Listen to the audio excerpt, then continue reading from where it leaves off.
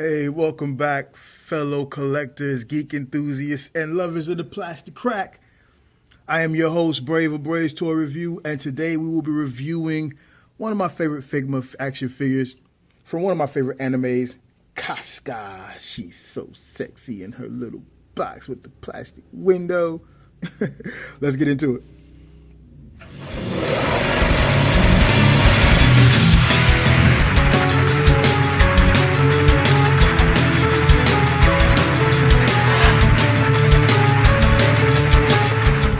Put this shit in it. You can't put her finger in the trigger. It won't do right. That's bullshit.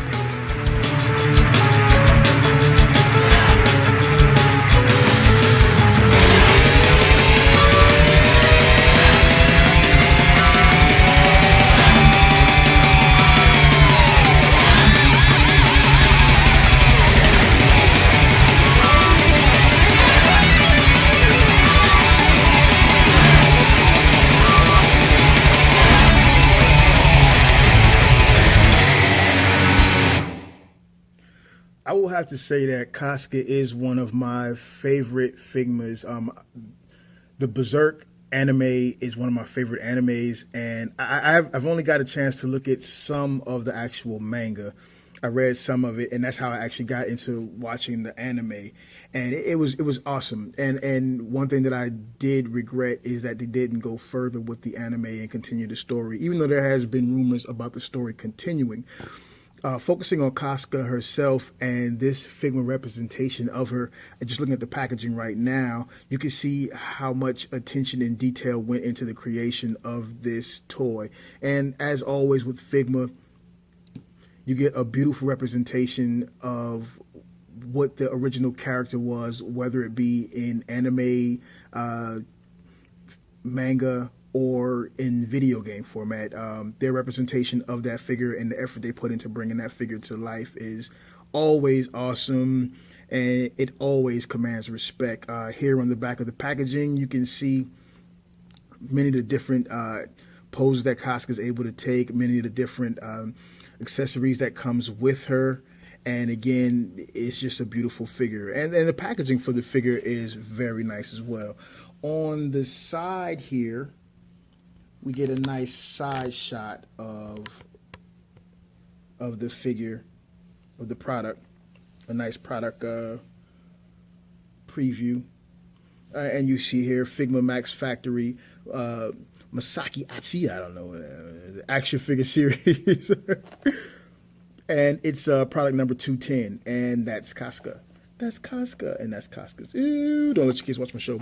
And in the front, we get her in her little. We get her in packaging with some of the same information on the packaging, and of course a mirror front here, or I'm sorry, a window front here showing the figure and some of the things that she comes along with. Now again, I've had this figure for some time. I've taken her out only a few times. I like to keep my Figma in the box, but I have taken her out a few times just to check her out and mess around with her. So let's go ahead and get her out the packaging, and let's get into the awesomeness that is Casca. Okay. So here we have Casca out of her packaging and with a little bit of plastic protection. Cool. So when you get a Figma figure, for those who don't own any, they're sure to pack some little plastic protection in there, even though it's on plastic. But still, I mean, it's just a little extra love they give us, and I'm appreciative of it. So let's take a look first at what Casca comes with. Here we have her beautiful, beautiful sword. Very well detailed in itself. You can see the sculpting in the groove, the groove sculpting, the grooves. What are you talking about, guy? You can see the sculpting, the groove sculpted into the hilt of the sword, into the handle of the sword. Really nice. The plastic is sturdy enough so that it stands up when you hold it or when you're playing with it, but it's not so hard that you could risk injury or poking yourself. So that's pretty good. Sorry for the Camera not focusing when I wanted to, but yeah, a really nice sword, really well done, and it really depicts the sword that she carries in the actual anime and manga very well, very accurate. Check out that hilt. Check out that hilt. Look at that. Nice, nice paint apps. Nice paint apps. Damn near flawless. So, as always, Figma gives us the stuff that we want. And you gotta hunt for it a little bit, but yeah, they make sure they take care of us, and I really appreciate that. Yeah, there we go. Now we can capture that hilt. Awesome, awesome. All right, so that's the sword. All right, Casca comes with two faces. All right, her calm, demure face, obviously, and then her ready for action, let's kill something, or mad at guts face, as I like to call it. And the expression is just spot on. I mean, you would literally think you're watching the anime in HD because it's just that good. I am a big fan of Figma. I've recently gotten into SH Figure Arts. What the crap? Focus, camera. But I will always go back to Figma. I got Figure Arts in my brain. I will always have a place in my heart for Figma. It's the pride of my collection, and I've got a lot of prides of my collection. But it's the true pride of my collection. Here you have Casca's helmet, and you can see it's got a little ball peg in there, and a little bit of hair. Because, you take the top off, and if you want to place that face in there, you take this part off. You take that part off. Well, actually, you don't take that part off. Take this part. You take her beautiful face. And then you will just put it in there like such. Like such. Helmet, you're pissing me off. Making me look bad in front of everybody trying to put Casca's helmet on. Why are you doing that? So I'm having just a little bit of trouble here. Hold on one second. Show a little beautiful art of pause and practice. It's something I was always scared of, even when I first got the figure, is because this doesn't really. It has little pegs in there, and it swivels on those pegs, and you can take it out. Let's see, like that. But I was always worried about that breaking, and I'm very careful with my Figma because I really love them. So I just kind of rotate that back, take the head, and you can see there how it plugs in.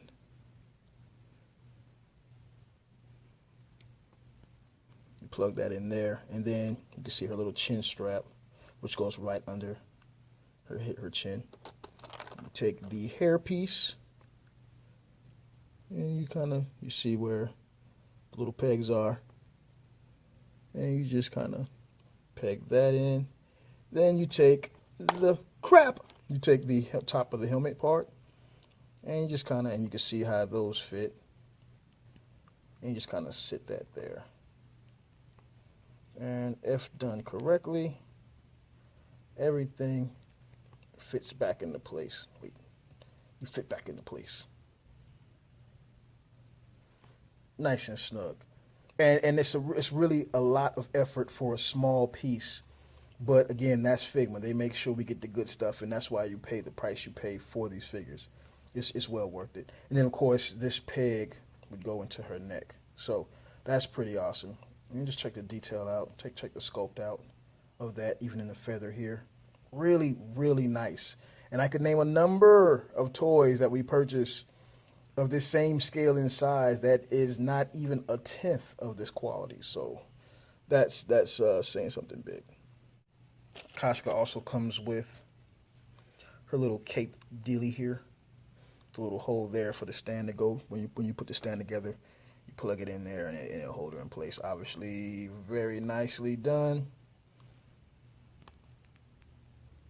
And it's a soft plastic. It's not hard at all. And that's really cool. So it wouldn't stop any of her It wouldn't stop any of her movement for posing. And let's just see if we can capture this. That's awesome. Just move this out of the way right quick. Your little Figma Ziploc bag here. You can store all of your stuff in if you just so decide to. I keep mine rolled up and stored here because I like to keep my stuff in the box. Here she comes with the standard Figma stand. And extra hands. Storage for her extra hands as well. I love the care that Figma gives us in putting this stuff in here. It's not just in the tray. It's got its own compartment, man. Gotta love that. Directions, I don't read them. If I did read them, I couldn't read these, but which is good because I don't read directions. I don't never read directions. My wife be getting pissed off at me because I don't do it. I ain't gonna do it. I'm an artist, man. I'm creative. I like to get to the creating part. You know what I'm saying? Build it, put it together, read the directions later. So having gone through that, let's get down to Casca. So my Casca figure, as I said before, I typically store them in packaging. I don't really take them out except to just, partake in the yummy goodness of the figure from time to time when I want to say, hey, what am I spending all this money on? I'll take them out for a little while and mess around with them. So my Casca still has the plastic that comes here under the head, but you just pop that head off and take that plastic off. And for the purposes of this video, I'll do that right now. And of course, you can pop that head back on. Taking a minute to recognize the beautiful work that is her face.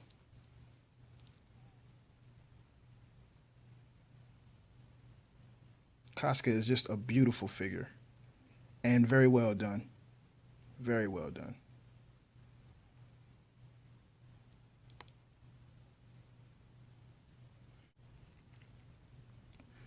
So that's pretty cool, and you can see the detail here in her gloves, in the forearm portion of her gloves, the little buttons, the Dark Ages style she's rocking right now. It's couture. Check out her armor. It's just awesome. And for me, a review is not just what's the articulation, how tall is it. It's time to take a moment and just really show respect to the quality or lack thereof that went into the figure, the development of the figure, the building of the figure, and the playability. And as always, Figma always comes through. So her shoulders are on that standard Figma ball joint, and her shoulder armor is a soft plastic as well and not connected to the upper part of her armor. So you don't get the full range of motion unless you turn her arm up this way, but you can get some really good poses out of her, some really good movement because you have the ball peg deal going, the double peg with the ball in the center here. So you get some pretty good motion, and because this is soft and this strap is soft, it doesn't stop you from going too far up. So that's pretty cool. I love that about it. I love that when you go inside here, you got a little bit of the shirt there, and you can see the detail even in that, and the detail in the armor even there. That's really good. And these parts are separate. Here, you have this part, which is separate, then you have this part, and it's all on what I would assume is that, I'm not going to pull my stuff apart and break it, but what I assume is a ball joint, which allows her to get a little bit of an ab crunch, not a major ab crunch, and then you get some good backward motion there as well. So that's pretty cool. That's pretty cool, and you don't lose anything here. So I'm glad that they did. They went with this double armor portion here, separating that, allowing you to maintain some pretty good motion, a pretty good range of motion. That's really cool. Of course, her head, if I haven't already said it, is on that same peg joint, which I showed you when I was doing the other face. Her neck itself is not, so it's stiff, but it's okay because you got plenty of movement here in the head. Okay, that same motion here on this arm. And then here at the forearm, you have that same ball peg, ball double peg, I'm going to call it. Then you have the rotation here in the forearm of the glove, and then also here in the hands, of course, because you can exchange the hands, and then you got this hinging flapping motion as well. So that's pretty cool. Coming down here to the waist area, obviously the lower portion of her is on a bulb as well, so you know you can get the swivel in. Now this part is a little bit tougher than what we had up here, so it does kind of hinder the motion a little bit, but if you want to force it, you can. I wouldn't recommend it because I'm not tearing up my shit. And then of course you have a very well done belt here, or well, I guess you call it the I guess you call it the belt that's holding the hilt, the sheath, and it's there. It goes up in there somewhere. I'm not sure if it's plugged in, if it's just I don't know, but it goes up in there. And then you come down to this very nice soft plastic here with all of the creases that you would see if that was cloth. So that's pretty cool. Now her legs, of course, are also on that standard Figma joint, that ball joint there. And it allows her to get a pretty good range of motion here in her hips. Let's take a look at this right quick. By pulling this away, we can see the nice detail work they put here in the upper thigh going into the hip. It's really cool. It's really cool. Even the seam of the pant of the jean or pant or whatever you want to call it with the stitching there, that's really nicely done. And it even goes up here onto her waist. So that's pretty good. I mean, most toy companies, because it's covered, they probably wouldn't put that much detail in it, but it's still there. And you can even see the crease lines here in her pants going into her groin or crotch area. Her crotch area, I'm nasty.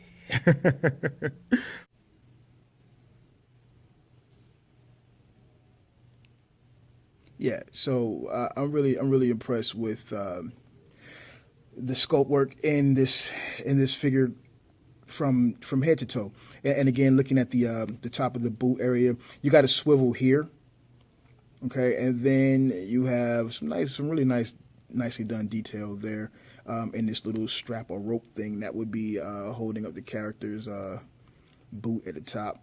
And then you come down and you got the ball joint pegs on the knee here. So you get a pretty good range of motion. Now, obviously, she can't bring her ankle to her buttocks, but it's still pretty good for posing. It's very well done. And then you go down her boot further, following that seam to a very soft plastic here on the shoe or the foot that allows you to cover that ball peg there and get the rotation that you still desire. It looks really good. You get the full forward and back motion, not so far back because of this little spur thing here. And it's possible they could have done this separately and put a peg here to hold it in place, but I'm glad they didn't, because this being fixed in the way it does, I think it stops it from losing detail, and I like that. Plus, it probably would have ended up being floppy or some crap, so I'm glad. Now, you can kind of get a little bit twisting here. If you look at the way the boot is cut there on the ankles, it kind of hinders it from going too far to the side, but you can force it. I'm not forcing mine, because obviously this foot can come off, so, but I'm not going to force mine because, you know, I like my shit, so. Yeah, so that's pretty good, and that's Casca. Looking at the sheath, very well done, very well sculpted. You got a little bit of gold. I like the way the gold, complements the black here, and it's a really nice feel to it. I like that. A little bit of paint flaws, but not so much that I would get upset. And you can take her sword and you can put it all away, and it fits perfectly. God damn it, it fits great. So really well done figure. Really well done. She got boobies. Don't let your kids watch my show because I be on some crazy shit with these toys. Really done well. Really done very well. You can see your cheeks, you know, a little bit of imprint. So, yeah, Casca's working with a little bit of something back there. Let's throw some of her gear on and then do some size comparisons, shall we? So let's just take that head off. We'll put her cape on like a so. Take her helmet like a so. Plug it on in. the helmet head, like I saw. Casca's yelling, ah! Let me see your war face, ah! There we go. Now we got Casca nice and armored and ready. Yeah, you know what? Let's see how well we can. There we go. Get a nice little getting ready to get into it pose going on. All right, and maybe we can even take this hand and we'll bend that back. And she's getting ready to reach for her sword. All right, so that's Casca there. And we'll bring out some other guys just to get some size comparisons. So here we have Casca next to Guts. Here we have Casca next to Guts' sword, because that's a really big ass sword. And here we have Casca next to Guts, all armored up with his battle gear, and he becomes suddenly very hard to stand without a stand. So he won't stay in this picture very long. So without his armor, without his cape on, that cape it just makes it impossible to stand him up without a stand. And I don't have the patience to keep messing around with him, and I'm not breaking out the stand. It's worth noting how well she fits in scale with Guts. Now, obviously, in the anime, Guts does tower over her a bit more, because like in the anime, Guts is like a fucking giant. But I mean, I think this is fine. This works very well for me. And of course, she has her helmet on, so it makes her look a little bit taller. And just because I am so on these damn Figma figures right now, let's get and you can hear the packaging rumbling. I think you know what's coming out. It's definitely going to be a Dragon Ball Z. Just which Dragon Ball Z figure will it be? Trunks. So here she is next to Trunks for just a little more scale, and just for me to show off my figure that I just got in the mail because I really like them. So that's pretty cool. That's pretty cool. She's got pretty good sizing. I like the way she sizes up next to Guts. I doubt you'll see her ever posed up next to Trunks unless I'm doing some crazy picture. But I really love Casca. I really love the way she was done. It's awesome.